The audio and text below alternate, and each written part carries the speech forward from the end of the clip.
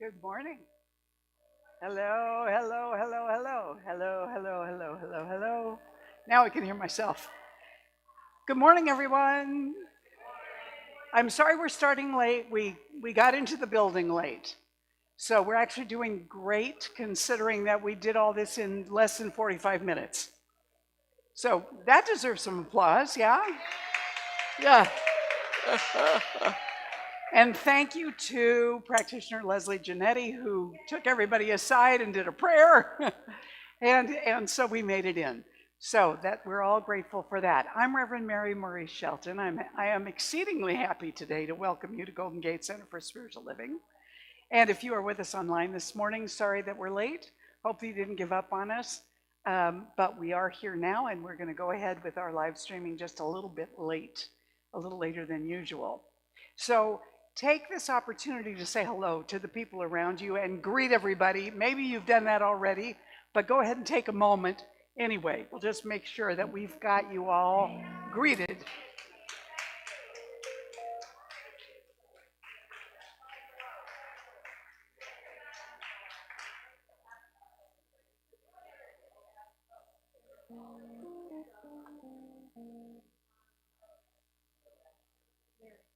Yes.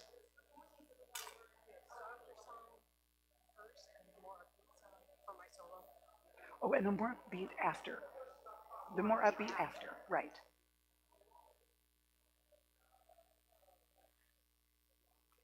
All right, I'm just going to give you that much time this morning since you had extra time to visit before we started. Come on back.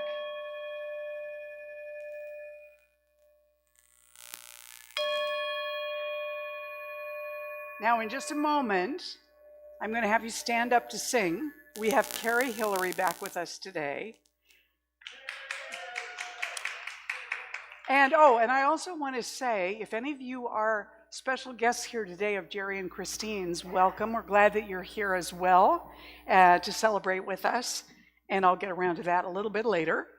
But Carrie Hillary is a familiar voice in the spiritual, women's empowerment, and environmental activism communities. So those of you that are active in Marin that way or in the larger Bay Area may know Carrie.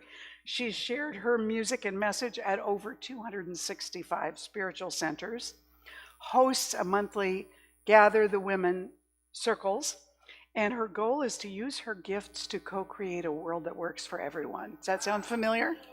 Yes. She has a wonderful table over here with some of her products, and you can sign up for her mailing list as well and find out more about her at carrie.com. Please welcome back Carrie Hillary, and do stand so we can begin with our first song. Yeah. Okay, we did this last time, so I'm hoping some of you remember. The words are, I let the love wash over me. It's pretty simple. The word love changes. Don't stare at that. Just sing the song. Yeah.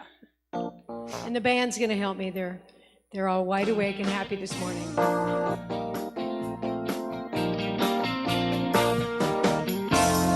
I let the love wash over me. I let the love wash over me. I let the love wash over me. I let the love wash over me. I let the love wash over me. I let the love wash over me. I let the love wash over me. I let the truth wash over me. I let the truth wash over me. I let the truth wash over me. I let the truth wash over me. I let the truth wash over me. I let the truth wash over me.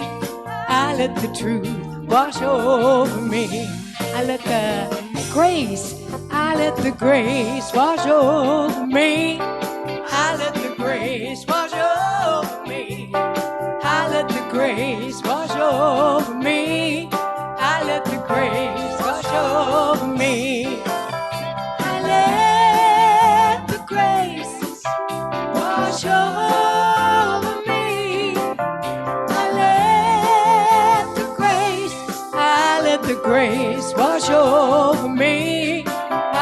grace wash over me. The joy, I let the joy wash over me. I let the joy wash over me. I let the joy wash over me. I let the joy wash over me. I let the joy wash over me. I let the joy, I let the joy wash over me. I let the joy wash over me.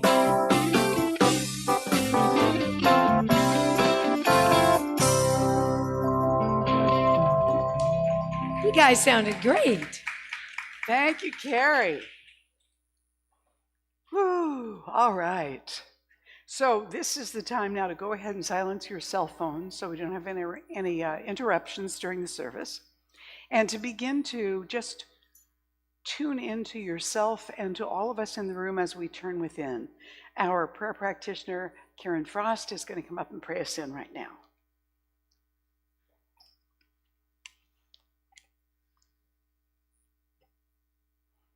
I'm just going to stand next to you. Is that okay? Yeah. Okay. Taking that deep breath in and out. Breathing at your own ease and grace pace. Knowing that each breath in is connecting you to that being, that love, that light, that loving force that is in and around and through all things, that has been here all times and will be here in all times.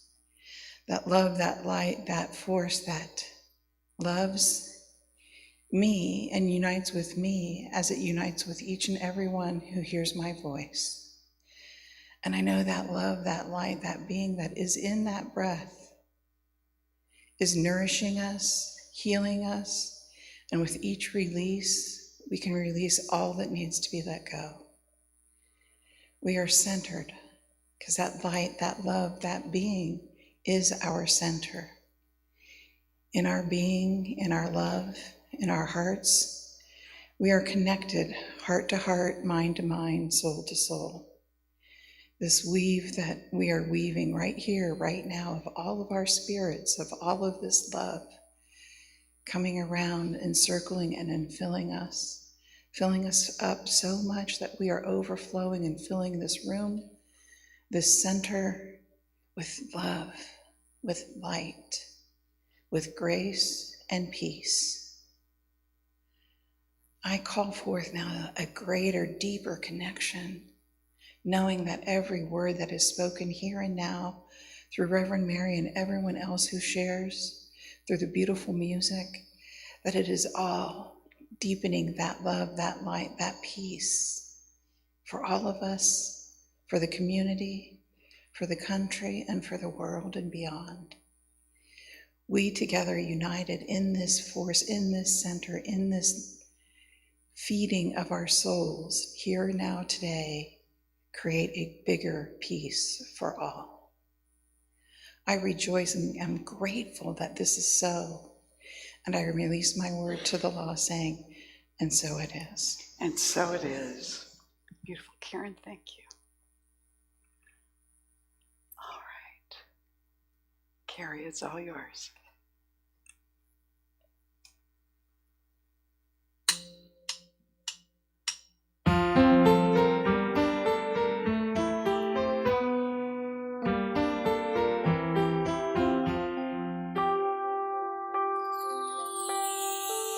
You are a child of God. I am a child of God. I know we will always be a precious child of God, a blessed child of God. I will search within, embrace awakening. From the moment life begins, I'm a precious child of God, a blessed child of God. Truth will live in me. I'll teach my heart to see, manifesting my beliefs. I'm a precious child of God, a blessed child of God.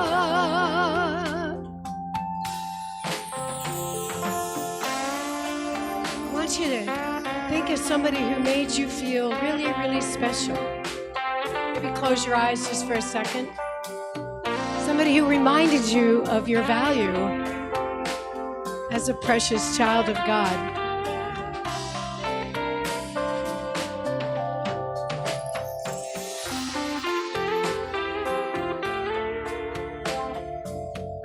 Take a deep breath and thank that person.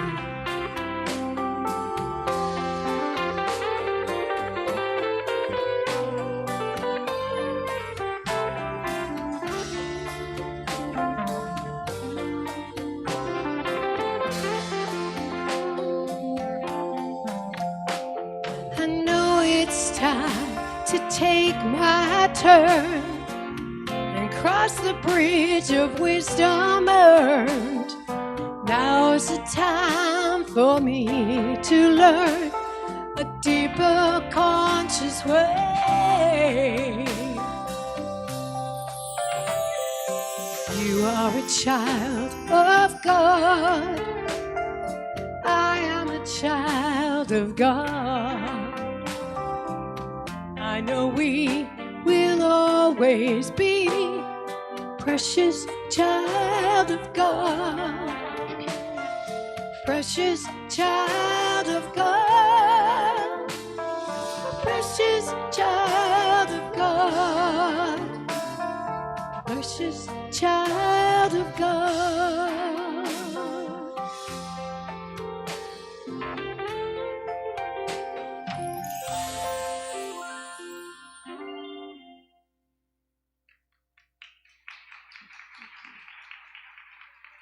Thank you. Thank you, Carrie. So, yes, you can see I'm still sitting.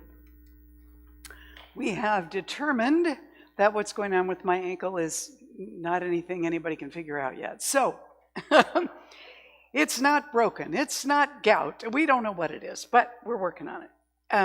So I'm going to be standing a little bit today. It seems a little better because I'm staying off of it a lot, so don't worry about me. But as we move into more of Sacred Connections, we are in the brand new, as you can see, it's Pride Month, and we have an altar dedicated to that. I love the little ears on the bears. Those are so great. And also, this is the month of Father's Day, so we're looking at connecting with the presence of the Divine Father. And that brings to mind everybody's ideas about dad, everybody's experiences with their own dad, everybody's examples of what they did or didn't do well as a dad, or what their partners did or didn't do well as a dad, and all of that. And so I was looking for a little story to begin with that had to do with dads in the sense of us being safe. Safety. So my theme today is you are safe, now and always. And so I came up with this little, or Spirit directed me to this little story. And the funny thing about it is, given our experience this morning of not getting into the building at 8:30, when we expected to, in fact, not getting in until a little after 9:30. So here's the story. Gal says, our family sheltered in the basement after hearing the tornado warning. This is the mother of the family. My husband told everyone to stay put while he got his cell phone from the car in case the lines went dead. And he didn't return for the longest time. So I went looking for him. I was upstairs calling his name when I heard our phone machine click on. Hi, a voice said. This is Dad. I'm locked out of the house. That's the whole story. Now, the reason that was wonderful and hilarious was because it reveals our vulnerability as adults, as people in charge. Dad had taken charge. He was going to go out to the car and get the cell phone so that if there was a power outage and they couldn't use the phone in the house for any reason, they'd still have, hopefully, communication if there were cell towers. But he inadvertently forgot in going out to the car to get his cell phone that he would not be able to get back into the house. So he got locked out, much as we did this morning. So I thought that was an extra specialty that the universe did that for us this morning. When we look at the idea of wanting to be safe, I think that all human beings inwardly always have a tendency to want to feel safe and secure. But the tendency to do that is that we don't want things to change. We want things to stay predictable and the same and apparently under our control, which obviously they never really are, right? So we look for that feeling of safety and security that we had from when we were little kids, if we ever had it as little kids. And you know, my own father died 10 days after my 3rd birthday. So I was really young when he made his transition. But I have a handful of little memories of my dad, and one of them is that we went to visit relatives. We went to visit relatives in eastern Washington, where we lived in Seattle. And this was way before seatbelts. They had put a little mattress for me in the back so that I could lie down and have my nap and everything on the way. But somewhere along the way, a wasp got into the car. And even at my tiny little age, I was so frightened of whatever that was that I leapt into my mother's lap in the front seat from where I was in the back. My dad, I don't know if we got out or if they just covered me up. And my dad killed the wasp or got it out of the car or whatever. And I felt very protected, very safe. The next morning, after my mom had gone downstairs, my dad and I were still in the bedroom, and I had climbed up into bed where he was, and a wasp got into the bedroom. And I remember he had me get under the covers and did whatever he did with the wasp. So my dad, twice in a row, was my hero. He saved me from this scary creature, this buzzing, scary thing that was buzzing around, and I didn't want it to sting me. I don't know how I knew it might, but anyway. So that's the image of Dad, kind of in my head. That Dad is the protector. He's solid, he's balanced, he's safe. Now I realize that's not everyone's experience of their dad. And probably,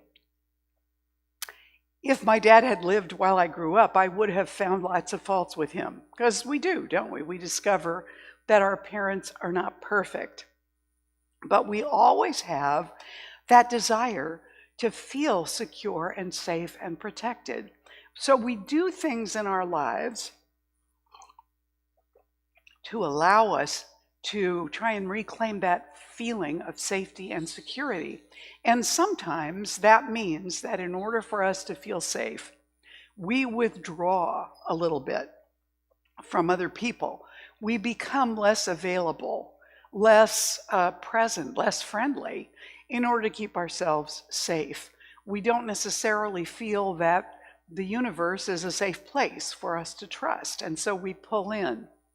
I want to remind you, and I'm going to read it to you right now. I want to remind you of a section in the book of Exodus. So here's what happens. Moses has been raised in the court of Pharaoh in Egypt. So he's experienced a lot of luxury and goodies and everything else, but he does know that he is Jewish. And the Jews are enslaved in Egypt at that time, and they are helping to build things, and they're being whipped and abused.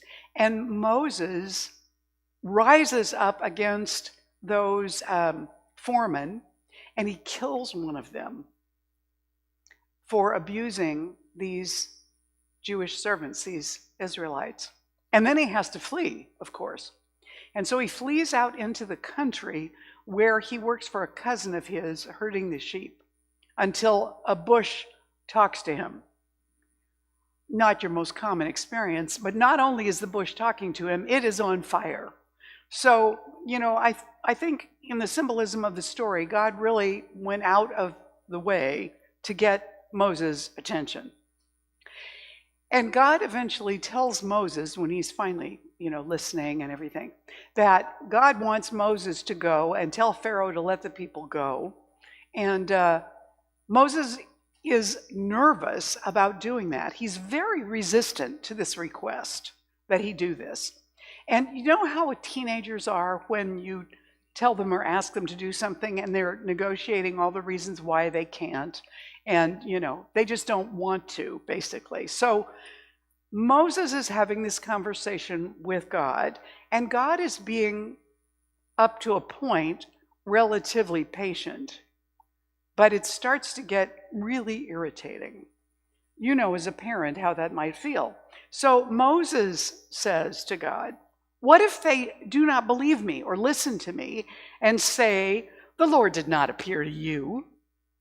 Then the Lord said to him, "What is that in your hand?" "A staff," he replied.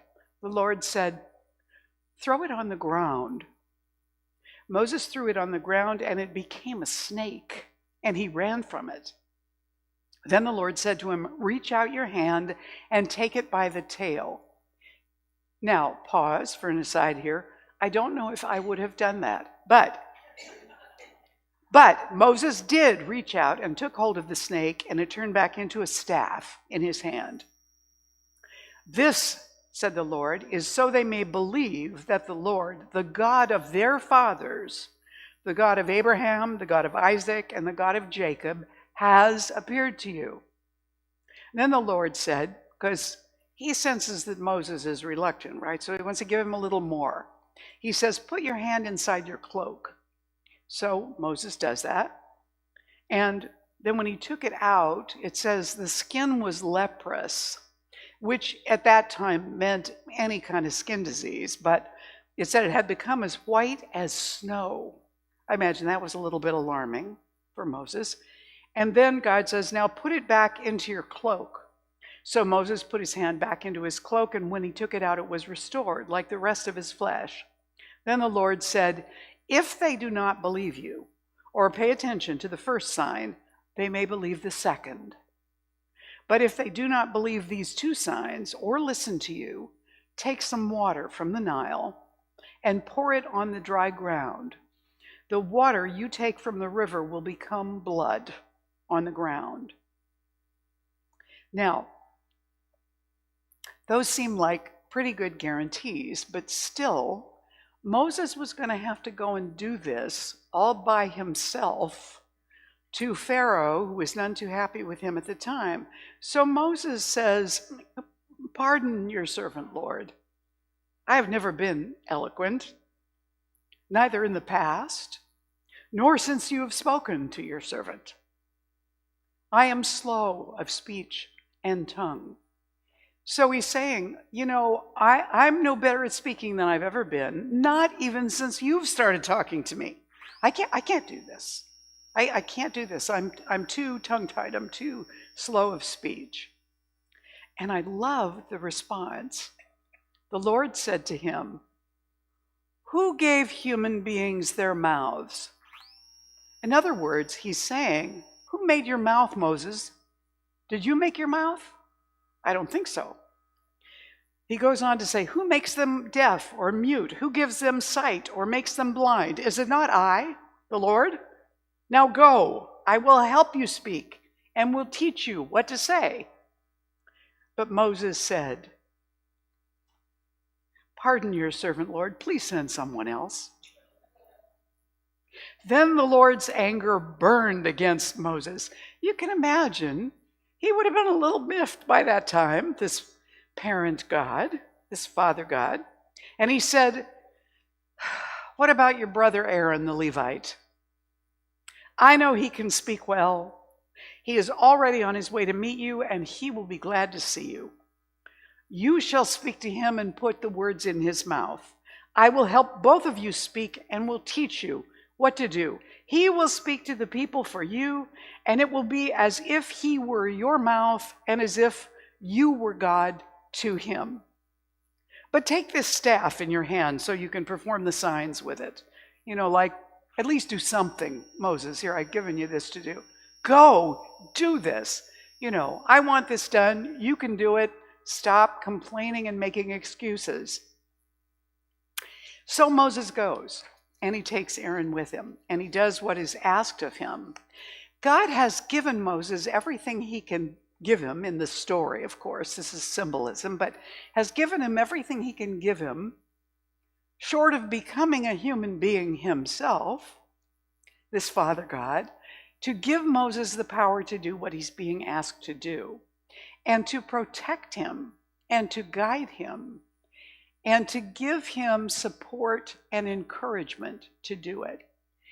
That has not changed since the time of Moses. It's not just Moses who gets the guidance and the protection and the encouragement and the safety. That is still present with all of us. We're still experiencing that if we allow ourselves to do it. The inner child always wants to feel safe and protected. We always want to have that trustworthy, strong dad who protects us, who will catch us if we fall, who knows what to do, and who provides us with what we need. When I was a little girl, one of the neighbors had a dad who was a big, strong guy. At least that's how I remember him. And near where we lived, there was this big rock, this big boulder that we kids used to climb up on top of, climb up and down. It was, I don't know how big it really was, but it was pretty big to us. And we would climb up on this giant rock and we would jump off and he would catch us. Never dropped anybody, never missed anybody, never said, oh no, you can do it, and just left us there. Every time he caught us. And so we had that experience of, even if I leap off and I have no control over what's going to happen, I'm going to be safe because Susie's dad is going to catch me. That's the experience that we want to have, that we're always safe. Now, here's the thing we need to know. We are temporarily housed in these spiritual spacesuits, but they are going to wear out. They're going to die. They're going to be left behind. It's just a temporary costume. What lasts, what is eternal, is what is inhabiting those costumes. If you've ever been to an open casket after someone has passed, either for an evening prayer service or in a memorial or a funeral where the body is present there, what you quickly recognize is that the person is not there. There is an absence of that person that is very noticeable. The body is recognizable, but the person is not there. The person has left the room. Well, maybe not left the room, but certainly left that space that they were inhabiting for a period of time. That essence of the person has no beginning and no end, and it is inviolate. Nothing can damage it, nothing can hurt it, nothing can destroy it. So although we, in our temporary appearance, can be hurt physically, temporarily, can even be killed, that body, that spiritual or physical spacesuit can be killed, yet nothing can actually ever damage the essence of us. Why? Because we are a manifestation of that divine presence. And that divine presence is whole and perfect always, with no beginning or end. It is eternal. It is all-powerful, all-present, all-knowing. And that's what we're made of. So the truth is, from the very idea of us, whenever that was, or wherever that was, or however that was, From the very idea of us, right up until the present moment, we have been absolutely safe. Absolutely safe. And we always will be. Now that is a great revelation for us, that this safety that we're seeking can't ever be taken away from us. It was given to us from the very beginning, and it will never leave us. And we can't even screw it up so badly that we lose that. It never happens. So Charles Stanley, an American clergyman, said, "Our Heavenly Father is always there to encourage our hearts and help us understand that He's sufficient for all our needs." And then he says, "When I accepted this as an absolute truth in my life, I found that all my worrying stopped." When I accepted this as an absolute truth in my life, nothing can undo an absolute truth. Sigmund Freud, not my favorite guy, but he did say, "I cannot think of any need in childhood as strong as the need for a father's protection." Big stuff. And then Marlo Thomas, because you got to get a woman in here and somebody well-known, obviously, to quote. Who remembers Danny Thomas? Now, certainly that was not his original name.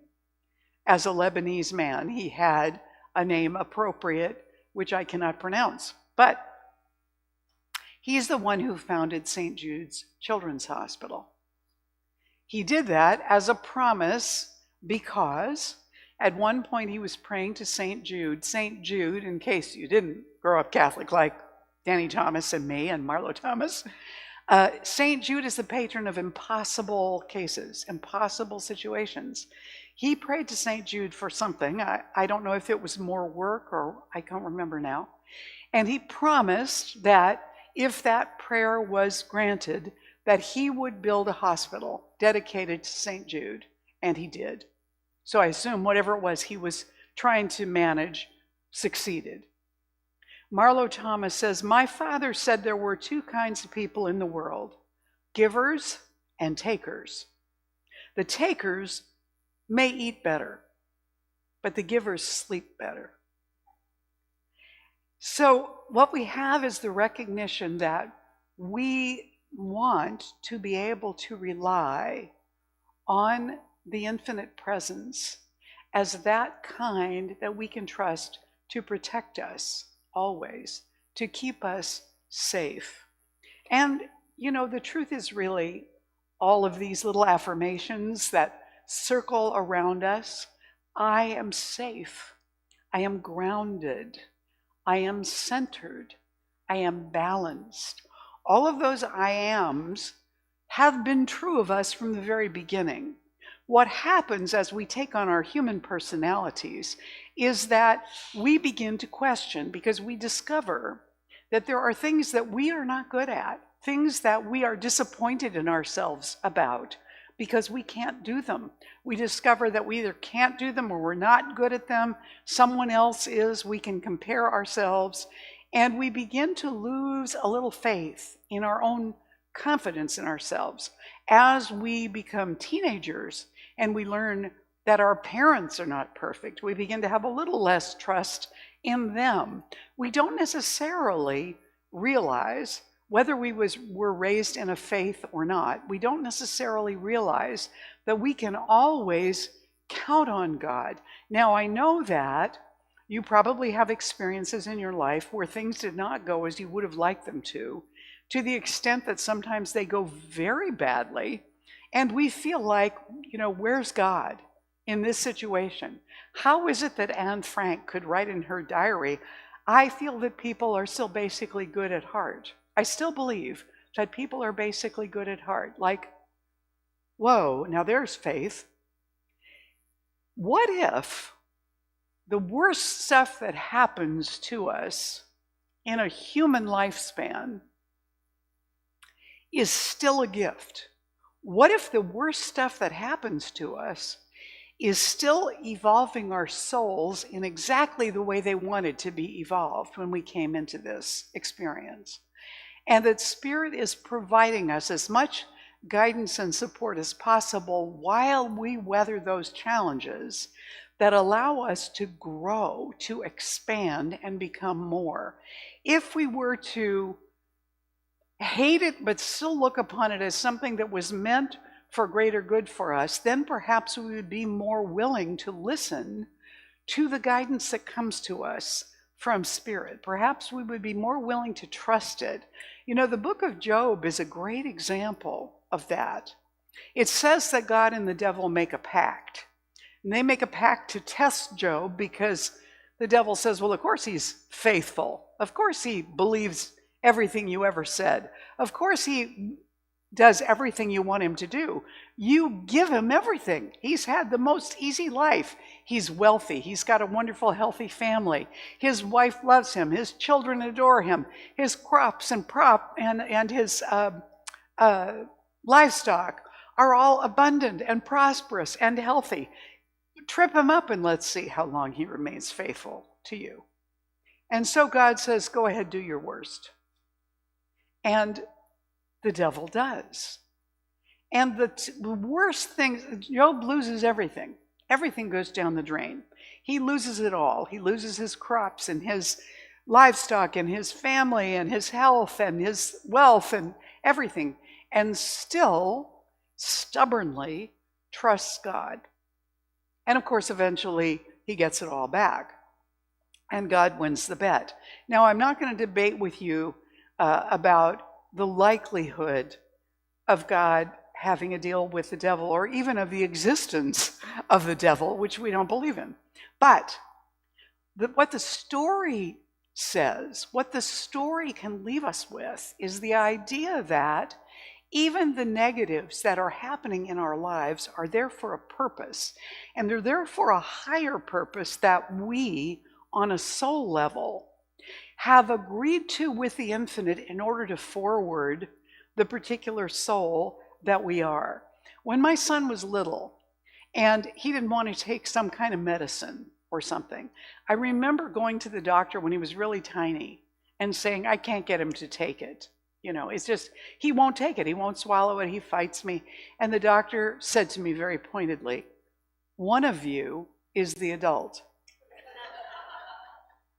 And I got it, that I had no excuse, that if I had to force it down him, I was going to have to do that. So as he got older, I remembered, as I just did, I'm the adult in this situation. And so I would say to him, you know, I don't blame you. If I were you, and this were the situation, I would hate this too. And it's okay if you hate it, but you do have to do it. You do have to do it. And that's something that I think I need to tell myself sometimes. You know, you can actively hate this, but you do have to do it. Because whatever that is, when I have moved through the difficulty, when I have met that challenge, it's a great relief to have accomplished it and be done with it. You know what I mean? Am I talking to the wall here, or is this making sense? Is it making sense? Yeah. And so we're invited into that greater learning, that greater challenge. To move into that is to allow us something more. So I want to ask you this question. How do you behave when you believe you're safe? When you feel completely safe with another person, how does that affect you? How does that affect what you think and what you do and your attitude toward that other person and toward yourself? Something loosens in us, something softens and changes and makes a space available. Ernest Holmes wrote in Creative Mind and Success, one of his earliest books, humanity's inner life is one with the Father. There can be no separation, for the self-evident reason that there's nothing to separate him from God, because there's nothing but life The separation of two things implies putting a different element between them, like space. Yeah?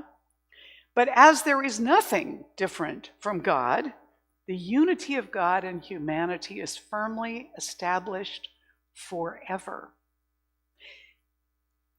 Yeah. And then the Science of Mind magazine quoted him as saying, always remember that faith is not in the opinion of people, not in the wisdom of people, but in the power of God. We're not sinners. We're not lost souls. We are not destitute. We are not on the road to hell. We are divine beings already in the kingdom of God. And the kingdom of God is at hand. It is here. It is in us, but we must awaken. Not that we have to awaken the sleeping spiritual giant, but that we have to wake up out of the apathetic sleep of our own delusions in the glorious recognition that we are already in the place we aspire toward. All that the Father hath is ours now. So it seems that the key, really, to opening up to greater good in the inner life is to allow for the process of this human life to do what it needs to do, take us where it needs to go, and allow us to try ourselves in that. And in the process, to stretch and grow into the more. Not that we're going to become more, but that we're going to reveal to ourselves more of who and what we are, what we always have been. And I want to conclude by speaking a little, sharing a little story. And this little story is the kind of thing that most people would never do, and it has an interesting result. So here's the story. A young man had been to a Wednesday night Bible study. The minister had shared about listening to God and how Samuel had not recognized God's voice. The man couldn't help but wonder, does God still speak to people? After the Bible study was over, he went out with some friends for coffee and pie, and they talked about the minister's message. Several people talked about how God had led them in different ways. It was about 10 o'clock that night when he started driving home. Sitting in his car, he just began to pray, God, if you still speak to people, speak to me. I will listen. I'll do my best to obey. And as he drove down the main street of his town, he had the strangest thought.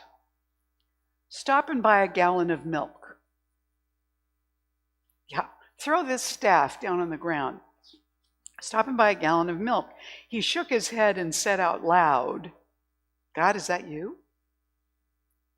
He didn't get a reply and started on toward home again. But again, the thought came, buy a gallon of milk.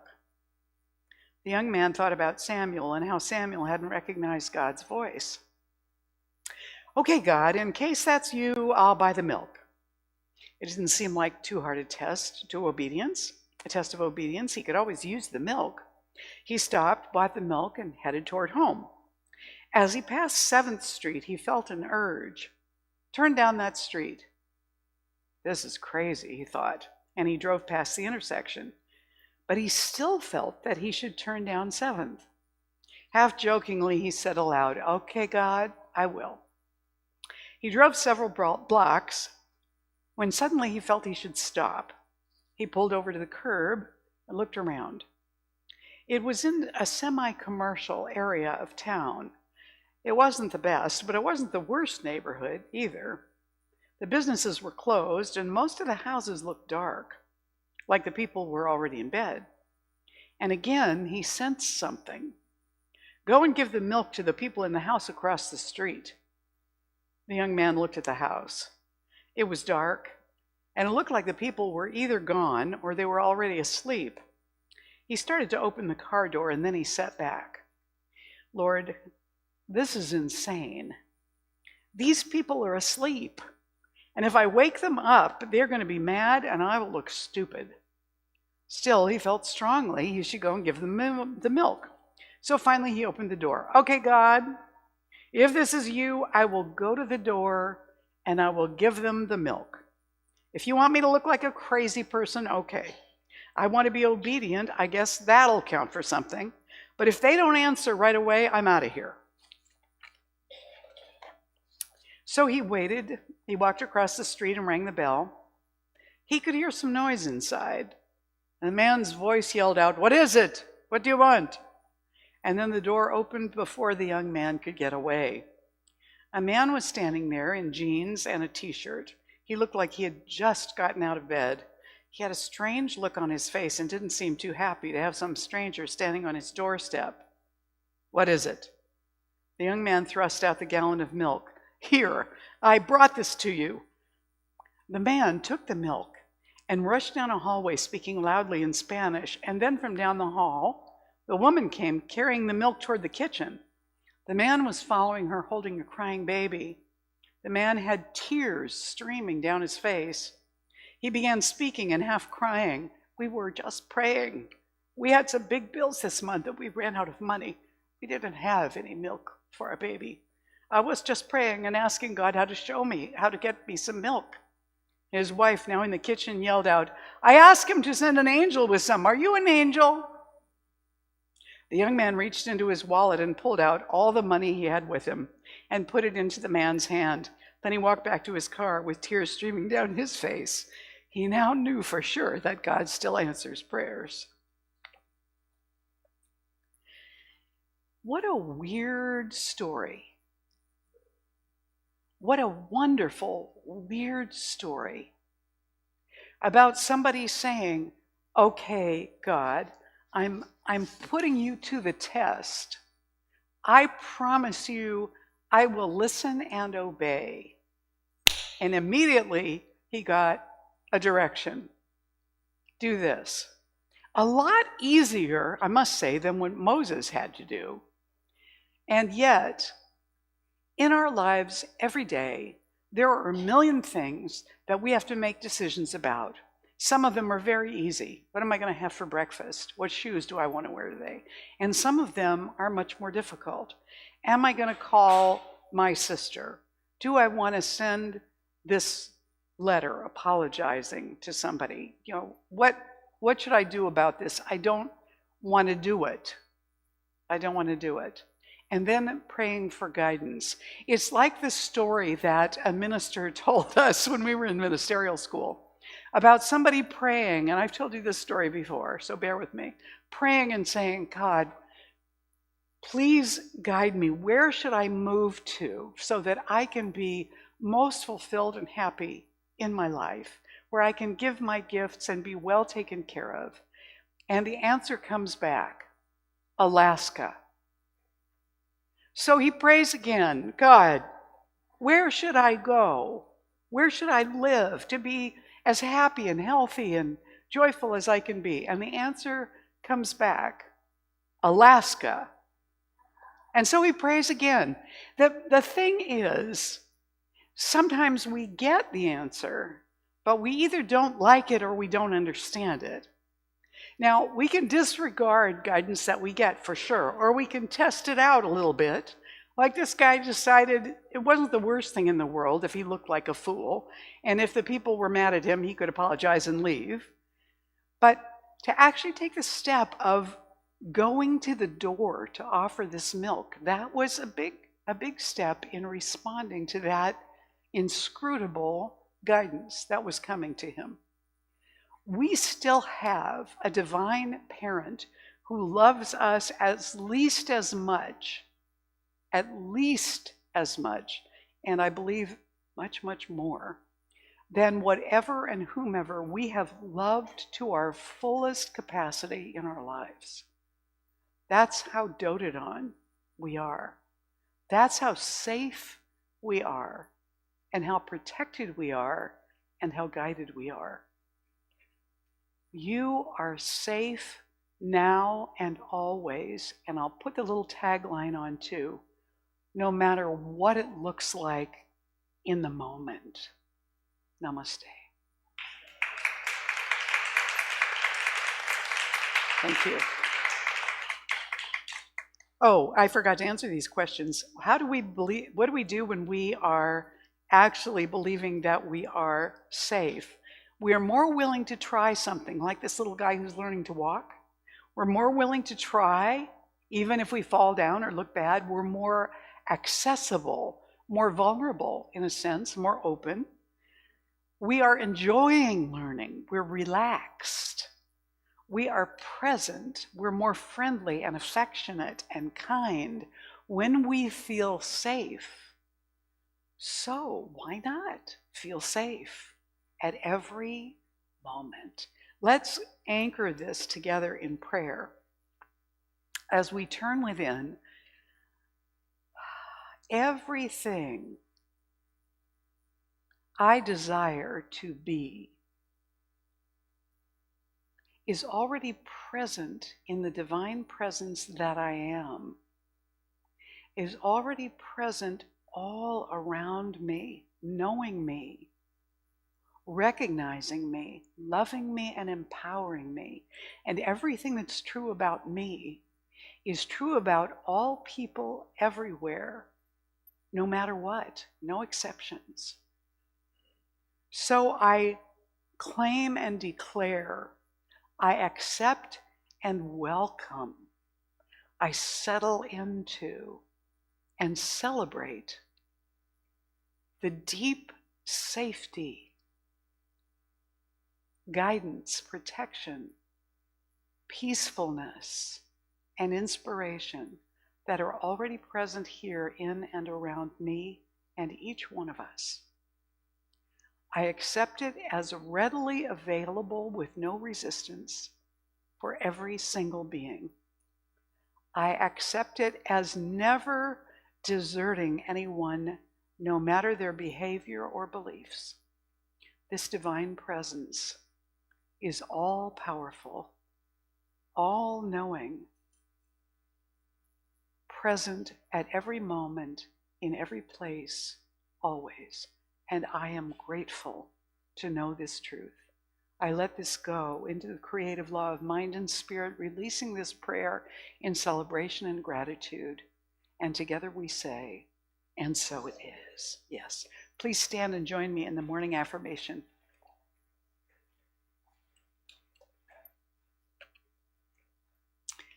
The most real part of me is lovingly embraced by God, always. In this warmth, power, and wisdom, I am always safe, no matter what outer circumstances may look like. And so it is. You may be seated. Would the ushers come forward? This is our sacred giving time. If you are online with us this morning and you'd like to give, please just text to this number, to this phone number, the dollar amount you want to give, and then follow the directions. As for those of us here, we're going to bless the gifts in this room, the gifts that have been given this past week, and ourselves, because we too are part of the gift. So I invite you all to put your hands over your heart as we bless the offering and ourselves by saying together, "This gift I give is God in action. I now send it forth to bless and to prosper. I know that everywhere it goes, it is creating a world living in love, one heart and one thought at a time. And so it is."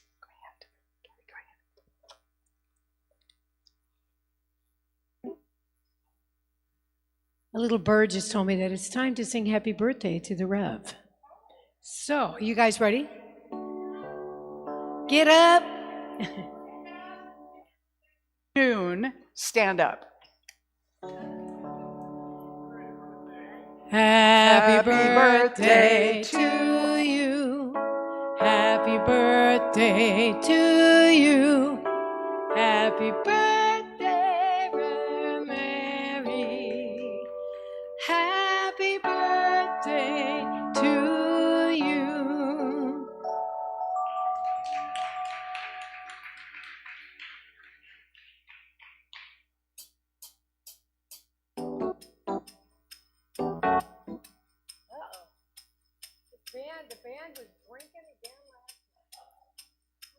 gotta watch these guys.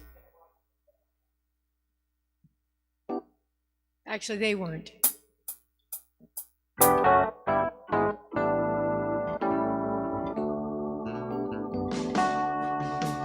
No more holding on.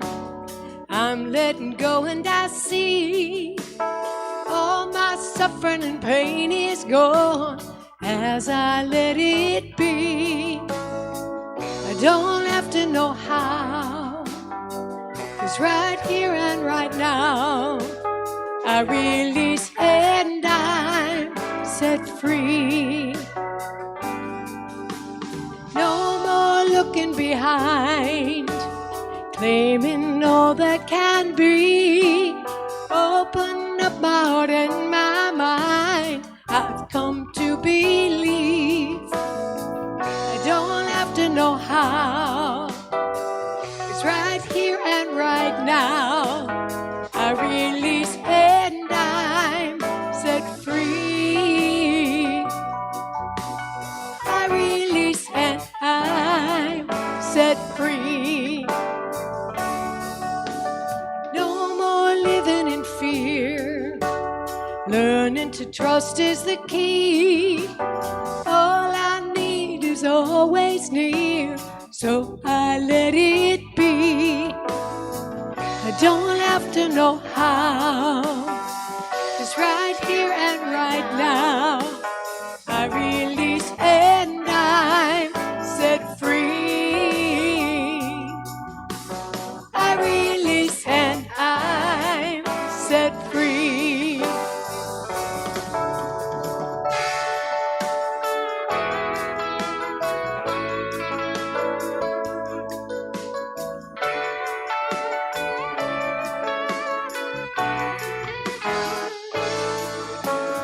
No more living in doubt. There's a new clarity. I am learning that life's about finding inner peace. I don't have to know how, 'cause right here and right now I release and I'm set free. As I trust, I am set free. I release and I'm set free.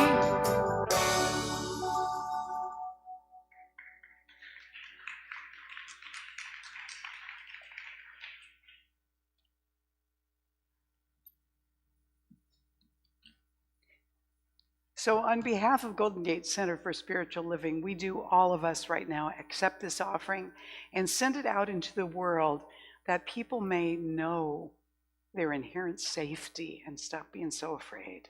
So it is. If you are here with us for the very first time today, back at this table behind the section on this side is our welcome table, and there are all sorts of things back there. Please help yourselves. Make sure that you also get a welcome packet. Take the blue card out, fill it out and give it to Amanda, and she will give you a little book as our thank you to you for being here with us today. And also, I want to especially thank everybody who did setup today, because we were really flying to get this all put together, and we only were 15 minutes late, even though we were a half an hour late getting in. So that's really good. And thank you, Carrie, for rolling with the punches on that. Thank you, Frost family, for doing the altar. Before we do all the thank yous, I don't know if I'm on or not, but Let's see here. Wait. am I on? No, you're not.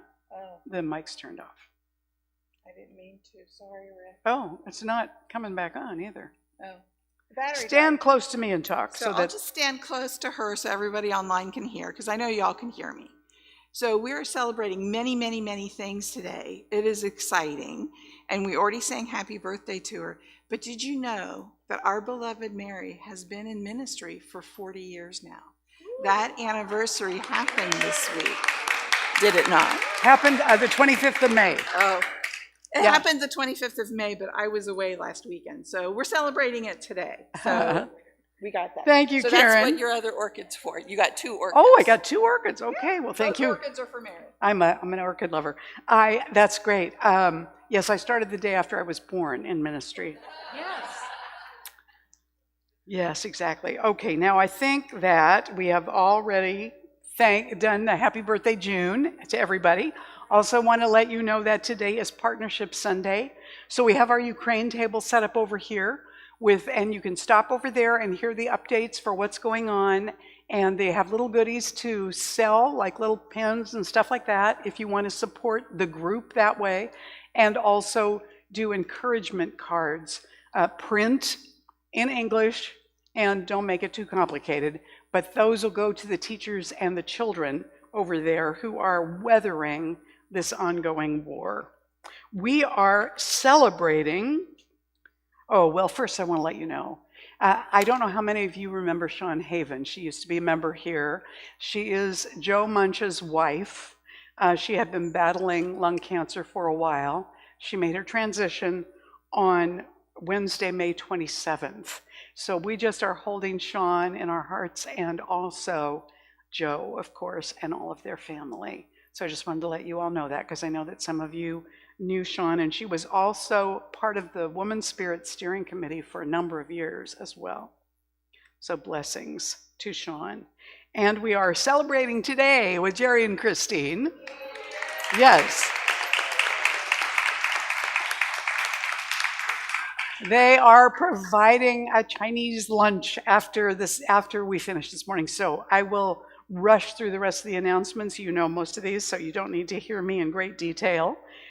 Summer snacks. Everybody's responsible for summer snacks. Make sure they're plated and ready to go, sliced if they need to be. They should be fresh or unopened packages, unless you slice it.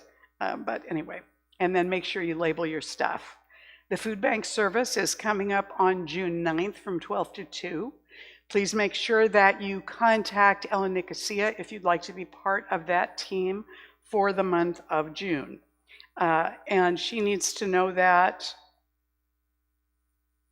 today, actually. She needs to know that today, I think. Oh, no. Oh, no, it's too late. Never mind.